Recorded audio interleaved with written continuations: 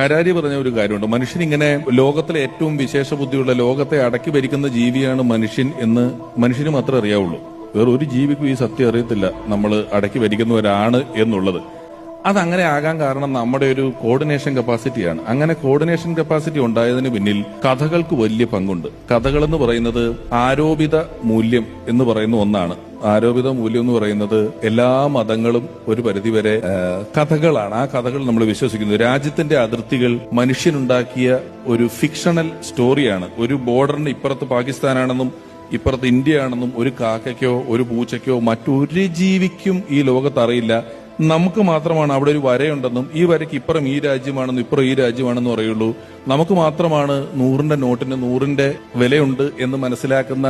അപ്പൊ അങ്ങനെ എല്ലാ ഫിക്ഷണൽ സ്റ്റോറീസ്, അങ്ങനെയുള്ള കഥകളിലാണ് നമ്മൾ ഒറ്റക്കെട്ടായിട്ട് നിൽക്കുന്നത്. ഇപ്പൊ ഞാനൊരു പാർട്ടിയുടെ കൊടിയെടുത്ത് വലിച്ചു കീറിയാൽ എല്ലാവരും വന്ന് എന്നെ തല്ലാൻ കാരണം അതൊരു തുണിയാണെന്ന് ചിന്തിക്കാൻ പറ്റില്ല. ആ കൊടിയിന്മേൽ ഒരു വലിയ ആരോപിത മൂല്യമുണ്ട്. ഇതിനകത്തൊരു വലിയ കാര്യങ്ങളുണ്ട്, വലിയ ആശയങ്ങളുണ്ട്. അത് ഞങ്ങളെല്ലാം ഒറ്റക്കെട്ടായി നിർത്തുന്ന ഒരു ചിഹ്നമാണ് അതിലുള്ളത് എന്നൊക്കെ ഉള്ള ആരോപിത മൂല്യങ്ങളുണ്ട്.